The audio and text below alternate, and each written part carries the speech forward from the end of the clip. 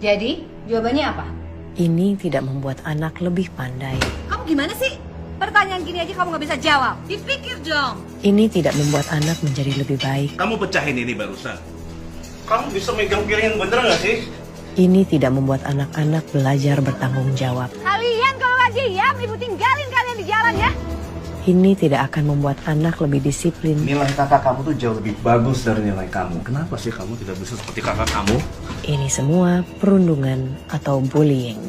Perundungan oleh orang tua menyakiti anak-anak, menggerus harga diri mereka, menjadikan mereka minder, dan bisa mendorong mereka melakukan hal-hal destruktif.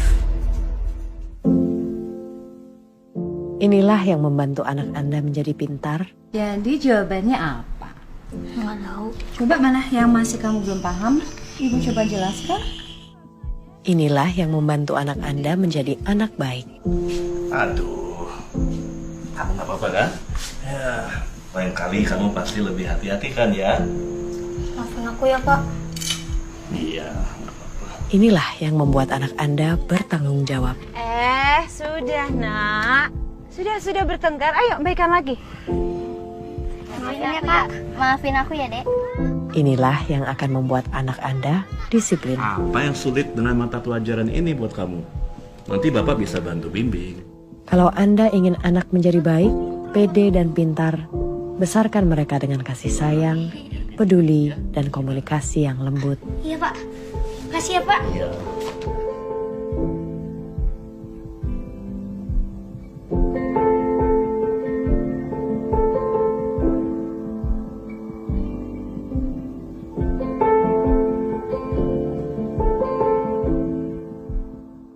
Setelah menonton video yang kita tampilkan tadi, kita akan masuk ke dalam poin presentasi kita, yaitu apa itu keluarga.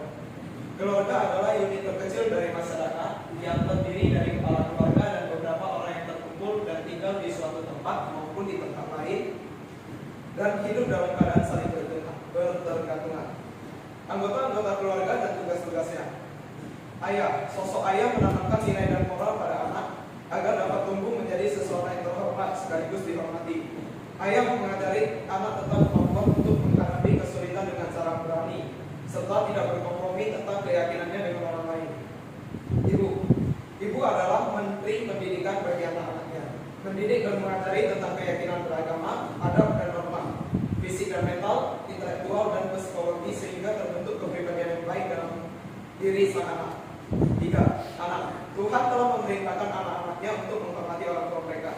Dia berfirman, hormatilah ayahmu dan ibumu supaya lanjut umurmu di tanah yang diberikan Tuhan Allahmu kepadamu. Keluaran 20 ayat 12. Menghormati orang tua artinya mengasihi dan menghargai mereka. Itu juga berarti mematuhi mereka. 4. Suami. Seorang suami yang baik pastilah mengasihi istrinya. Bukan hanya sekedar dengan kata-kata, tapi lebih lagi terus bersikap baik dan tidak kasar terhadap istri.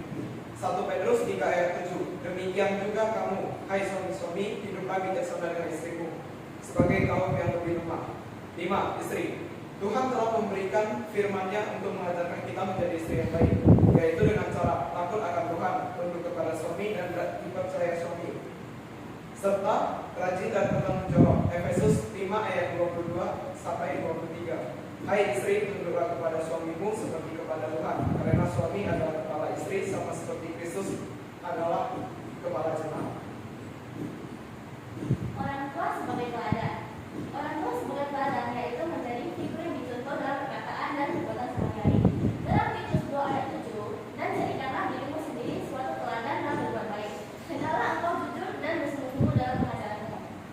Ada banyak orang tua yang mengajarkan anak-anaknya melarang ini dan itu, tapi mereka sendiri melakukannya. Itu bukanlah contoh yang baik dan malah akan membuat anak-anak tidak bisa menerima hal-hal baik yang diajarkan tersebut. Singkatnya, apabila kita mau efektif dalam mendidik anak-anak, kita harus terlebih dahulu menjadi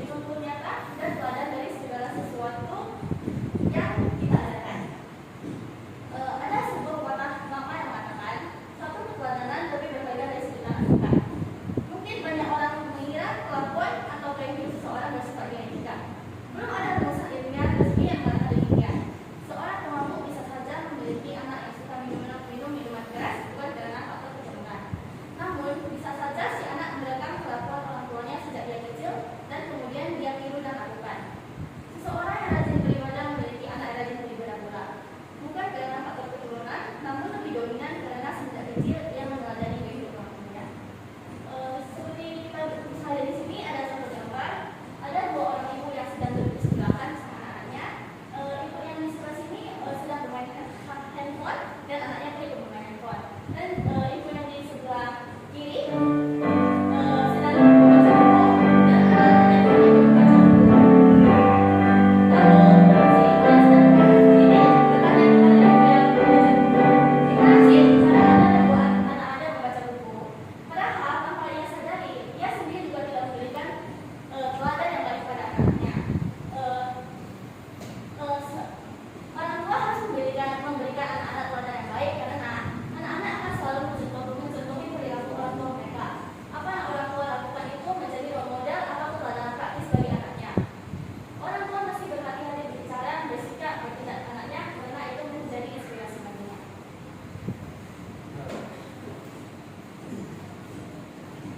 Orang tua sebagai motivator dalam perjanjian lama nampak dalam Alkitab Amsal 22 ayat 6 yang isinya, inilah orang muda menurut jalan yang patut baginya, maka pada masa tuanya pun ia tidak akan menyimpang dari pada jalan itu. Perkembangan anak dan pandangan tentang hidup merupakan hasil dari proses didikan dari orang tua. Di dalamnya anak akan mengembangkan pikiran tentang Tuhan, manusia, diri sendiri, dan tentang lingkungan dan cara pandang dirinya. Dan demikian peran orang tua dalam memotivasi anak dilakukan sedini mungkin dalam perjanjian lama, dan motivasi yang dilakukan orang tua diharapkan dapat berdampak hingga dewasa kelak. Peran orang tua sebagai motivator terlihat kepada Yusuf dan Maria, di mana mereka membawa Yesus ketika dia masih kecil untuk pergi ke rumah Tuhan, seperti tertulis dalam Lukas 2 ayat 41 sampai 52. Peran orang tua sebagai motivator juga terdapat dalam perjanjian baru. Salah satunya adalah Ibrani 10 ayat 25, di mana orang tua harus memotivasi anak tentang pentingnya anak-anak terlibat dalam pelayanan gereja ketika mereka masih muda. Orang tua dapat mengajak anak untuk datang ke gereja supaya mereka melihat orang-orang belajar firman Tuhan, dan juga ajaklah anak belajar firman bersama-sama dengan mereka. Ada dua bentuk motivasi, yaitu eksternal dan internal. Motivasi eksternal timbul dari luar diri anak, biasanya karena dorongan dari orang lain maupun internal. Motivasi eksternal cenderung bergantung pada situasi atau mood, berbeda dengan eksternal. Motivasi internal justru muncul dalam diri anak secara pribadi. Motivasi internal sangat ditentukan oleh anak. Orang tua dapat membangunnya sejak kecil, mulai dari membangun kepercayaan anak kepada orang tua hingga nantinya berujung pada iman kepercayaan dengan Tuhan. Dahulu kalimat orang tua harus menjadi sahabat bagi anak yang telah remaja terdengar begitu klise. Namun ketika masa sekarang tiba, terlihat bahwa pola asuh otoriter mengatur, mengontrol, dan mendikte anak memang tidak lagi cocok untuk diterapkan. Memasuki usia remaja, anak tengah membangun pola pikir, prinsip, serta keinginan yang lebih kuat. Bukan hanya itu, mereka juga bertumbuh lebih besar dan lebih tinggi daripada orang tuanya. Apa jadinya jika orang tua bersekutu dengan anak terus-terusan? Kalau sampai mereka lepas kontrol dan melukai orang tua, hubungan anak antara orang tua dan anak malah akan semakin renggang. Singkat kata, mana yang orang tua inginkan, menjadi musuh atau sahabat anak? Yohanes 15 ayat 5 mengatakan, aku tidak menyebut kamu lagi hamba, sebab hamba tidak tahu apa yang diperbuat oleh tuannya, tetapi aku menyebut kamu sahabat, karena aku telah memberitahukan kepada kamu segala sesuatu yang telah mendengar dari Bapakku. Sejak awal Tuhan ingin menjadi sahabat kita.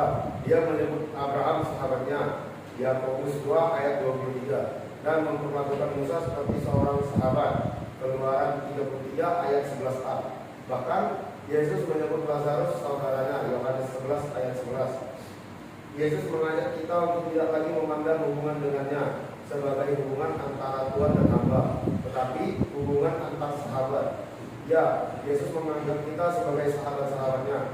Dan sebagaimana Allah Bapa dan Yesus bisa menjadi sahabat bagi anak-anak manusia, orang tua pun bisa menjadi sahabat bagi anak-anak mereka. Ada teman yang mendatangkan kecelakaan, tetapi ada juga sahabat yang lebih karib daripada seorang saudara. Amsal 18 ayat 24. Amsal menggambarkan bahwa seorang sahabat lebih kaya daripada saudara.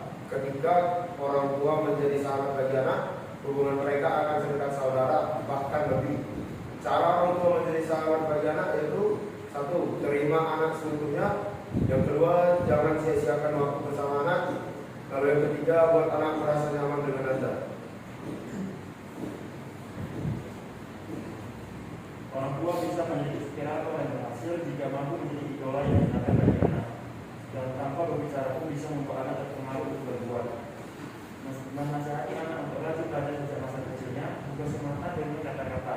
Belajar sana biar kamu pintar. Membuat anak rajin belajar bisa dilakukan dengan mengajak anak belajar bersama, membuka buku bersama, atau bahkan berdiskusi bersama tanpa harus mengatakan biar kamu pintar. Terlihat orang tua yang nanti sebagai inspirator atau berbicara mampu membuat anak terdorong, lalu bergerak dengan motivasi yang tumbuh dari dalam diri sendiri. Orang tua yang menjual semangat tanpa menyerah dalam memperbaiki kehidupannya cenderung akan menguasai semangat dan sama bagi anaknya. Orang tua yang menunjukkan sikap pada relasi anti diskriminatif bisa saja akan menjadikan anak bertumbuh menjadi manusia toleran dan mengasihi sesamanya. Nah, selanjutnya orang tua sebagai konselor. Saat ini tuntutan kehidupan semakin besar sehingga memungkinkan orang tua harus bekerja di luar rumah untuk mencari nafkah. Kesibukan orang tua ini menyebabkan kehilangan perhatian dan kasih sayang yang biasa dirasakan oleh anak-anak, sehingga memberikan dampak negatif dan ketidaknyamanan suasana di rumah bagi mereka. Anak yang merasakan hal ini kemudian menjadi tertutup dan masuk ke dalam tahap depresi, sehingga mereka cenderung mengonsumsi minuman keras, merokok atau ganja, mabuk-mabukan, bahkan bunuh diri. Sebagian dari tadi akan masalah yang dihadapi. Anak yang cenderung tertutup jika memiliki masalah ini sebenarnya ingin menceritakan kepada orang tua. Akan tetapi kesibukan orang tua yang secara tidak langsung terus menutupi mulut anak. Dalam menghadapi persoalan anak ini, sangat penting bagi orang tua untuk menjadi konselor bagi anak dalam keluarga, karena orang tua adalah yang paling dekat relasinya dalam anak, sehingga orang tua mampu untuk mengenali kondisi dan sikap anak yang membutuhkan sesuatu dari orang tua.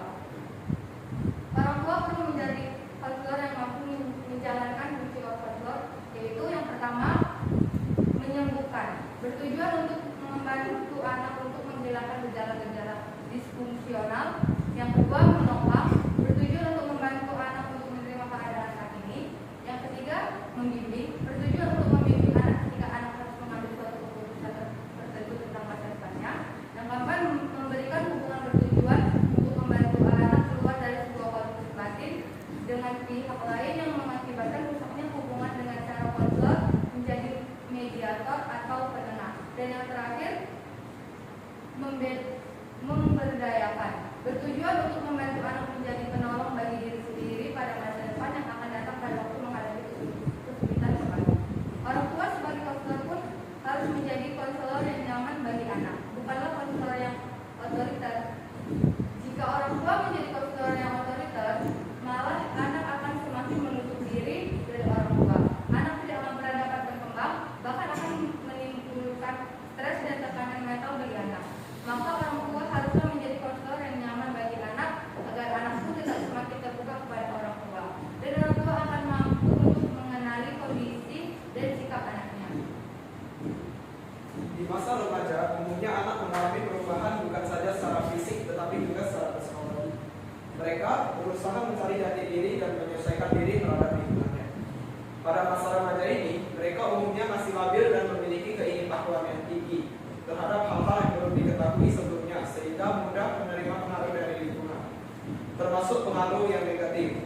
Tidak heran banyak dari anak-anak yang berada di masa remaja ini jatuh dalam perbuatan-perbuatan yang tidak baik, seperti membosankan sekolah, minuman keras, berjudi, merokok, dan lain sebagainya. Beberapa dari mereka sebenarnya telah dididik dengan kedisiplinan di keluarga oleh orang tua. Namun, akibat pengaruh teman sebaya, mereka akhirnya meninggalkan kebiasaan baik tersebut. Tidak sedikit dari orang tua yang heran ketika melihat perubahan drastis yang terjadi pada anak-anak remajanya. Bahkan, sebagian dari orang tua tersebut seakan tak percaya mengetahui anaknya sudah melakukan tindakan kejahatan seperti mencuri, kecanduan obat-obatan terlarang, dan lain-lain. Untuk mengantisipasi hal tersebut, Melalui pengawasan, orang tua bisa melihat sejauh mana masing-masing anggota keluarga melaksanakan aturan yang telah ditetapkan serta mencegah terjadinya penyimpangan. Selain itu, melalui pengawasan, orang tua dapat membantu anak-anak keluar dari kesulitan atau masalah. Dengan pengawasan, orang tua juga dapat mencegah anak dari penyalahgunaan kepercayaan yang diberikan. Jadi, fungsi pengawasan tidak hanya semata-mata menghindarkan anak dari hal-hal negatif, tetapi akan mampu mengoptimalisasi kedisiplinan yang sudah ditanamkan sebelumnya. Adapun beberapa pengawasan orang tua terhadap anaknya, seperti selalu berkomunikasi dengan anak kepada anaknya, agar tahu perkembangan anak dan anak tidak sungkan mau bercerita kepada orang tua apa yang terjadi di lingkungan sekolahnya. Teman-temannya, dengan begitu orang tua bisa memberikan masukan, motivasi, nasihat yang berguna kepada anak. Orang tua sedapat mungkin harus melakukan pendekatan terhadap anaknya, sehingga tidak ada jarak antara orang tua dengan anak. Ada beberapa jenis sekolah didik dalam keluarga, yaitu yang pertama sekolah didik mengajarkan atau temporary parenting, yaitu suatu jenis sekolah didik di mana orang tua memberikan segala sesuatu yang diinginkan oleh anak tanpa berbagai pertimbangan tidak segala sesuatunya. Contohnya orang tua memberikan apapun yang anaknya minta meskipun barang tersebut tidak berguna. Dan yang kedua adalah pola didik membiarkan atau ignore parenting, yaitu pola didik di mana orang tua membiarkan anaknya dalam menentukan segala sesuatu dalam hidupnya dan orang tua hanya akan memberikan saran jika dianggap perlu. Contohnya orang tua cuek, tidak menegur atau memperingatkan anak meskipun mereka melakukan kesalahan. Yang ketiga, pola didik otoriter atau authoritarian parenting, yaitu pola didik di mana orang tua mengambil alih sepenuhnya tentang bagaimana, karena tidak diberikan kesempatan untuk menjadi seperti yang dikehendakinya, melainkan harus menjadi apa yang dikehendaki oleh orang tuanya. Contohnya, tidak memperbolehkan anak membuat keputusan atau pendapat sendiri.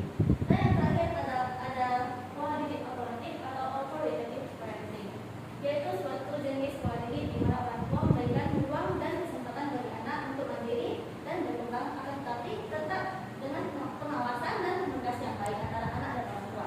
Contohnya, orang tua bersedia mendengarkan pendapat dan ide anak. Pola didik yang tepat menurut Alkitab. Yang pertama, Yosua dikatakan mempunyai pola didik yang tepat karena dia mampu memimpin keluarganya dan bertekad untuk beribadah dan takut akan Tuhan. Karena seperti yang tertulis di dalam nats bacaan Yosua 24 ayat 15 yang berisikan, tetapi aku dan seisi rumahku, kami akan beribadah kepada Tuhan. Lalu yang kedua, Hana menyerahkan Samuel ke dalam asuhan Imam Eli sehingga bertumbuh menjadi anak yang takut akan Tuhan. 1 Samuel 1 ayat 20 sampai 28. Demikianlah juga Hana menepati janji dengan Tuhan di dalam doanya, karena jika Tuhan memberikannya anak laki-laki, maka ia akan menyerahkan anak laki-laki tersebut kepada Tuhan dan melayani Tuhan. Yang ketiga, pola asuh yang dilakukan Yusuf dan Maria kepada Yesus berhasil membentuk karakter Yesus yang baik dan benar, seperti pada kalimat, sebab siapapun yang melakukan kehendak Bapakku di sorga, dialah saudaraku laki-laki, dialah saudaraku perempuan, dialah ibuku. Matius 12 ayat 46 sampai 50. Yang keempat, Naomi yang berhasil memberikan teladan kepada Ruth sehingga Ruth menjadi bagian dari silsilah kelahiran Yesus, di mana tugas orang tua yang baik adalah memberi teladan bagi anaknya. Rut 1 ayat 6 sampai 7. Yang kelima, Eunike, seorang ibu yang berhasil membesarkan dan mendidik Timotius sehingga menjadi anak yang taat pada Tuhan. 2 Timotius 1 ayat 1 sampai 5. Selanjutnya ada pola didik yang kurang tepat menurut Alkitab. 1. Imam Eli yang gagal mendidik Hofni dan Pinehas. Anak Imam Eli mempunyai kejahatan seperti mengambil persembahan untuk Tuhan, tetapi Imam Eli tidak mengajarkan mereka takut akan Tuhan. Imam Eli lebih menghormati anak-anaknya daripada Tuhan, sehingga Imam Eli terlalu mengajarkan anak-anaknya. Terdapat pada 1 Samuel 2 ayat 11 sampai 12. Yang kedua ada Ishak yang hanya sayang kepada Esau dan Ribka, dan Ribka yang hanya sayang kepada Yakub, menandakan pilih kasih orang tua terhadap anaknya. Seharusnya mereka bisa menyayangi dan mengasihi kedua anak mereka dengan adil. Diambil dari Kejadian 25 ayat 28, Ishak sayang kepada Esau sebab dia suka pendidikan kasih kepada Yakub. Yang ketiga ada Yakub yang lebih mengasihi Yusuf daripada saudara-saudaranya. Maka dari itu saudara-saudara Yusuf membenci Yusuf dan tidak mau menyapanya. Sikap Yakub itu membuat anak-anaknya iri terhadap Yakub dan terhadap Yusuf. Mungkin karena pola asuh orang tua Yakub, makanya Yakub menerapkan pola asuh ini seperti ini. Dikutip dari Kejadian 37 ayat 3 sampai 4. Yang terakhir Raja Herodes yang sangat memanjakan putrinya, dan ketika putrinya menyuruh Raja Herodes untuk mengundang kepala Yohanes, ayahnya langsung menuruti keinginan anaknya meskipun permintaan itu tidak baik dan tidak manusiawi. Orang tua tidak boleh terlalu memanjakan anaknya. Orang tua harus mendidik anak untuk tahu mana yang benar dan mana yang salah. Matius 14 dan 1 sampai 12.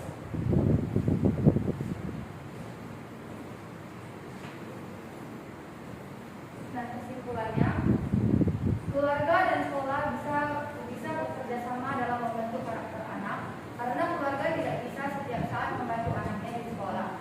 Jadi keluarga bisa meminta sekolah untuk membentuk karakter anak, seperti memberi contoh dan teladan yang baik, menyampaikan motivasi dan pesan moral kepada siswa, meningkatkan sikap sopan santun kepada yang lebih tua, serta mengajarkan takut akan Tuhan. Untuk mewujudkan kepribadian anak, tentu harus melalui pendidikan, baik orang tua maupun guru. Keduanya mempunyai aspek dan tujuan yang sama, yakni mendidik anak-anak agar tujuan pendidikan tercapai dengan efektif dan efisien. Maka tujuan kerjasama antara keduanya mutlak diperlukan, yaitu orang tua dan guru. Pentingnya kerjasama orang tua dan guru dalam membentuk karakter anak, karena keduanya sama-sama berperan. Orang tua bertanggung jawab untuk mendidik anak-anaknya di rumah, guru bertanggung jawab untuk mendidik anak-anaknya di sekolah. Untuk itu sangat perlu sekali hubungan yang baik antara guru dan orang tua itu, agar informasi dan pengajaran yang didapat anak tidak berbeda. Jadi ada wujud konkret. Ketika apa yang ditanamkan di sekolah tertanam juga di rumah dengan kerjasama yang baik antara guru dan orang tua, maka karakter yang diharapkan akan terwujud, sehingga menjadi generasi yang hebat dan berkarakter.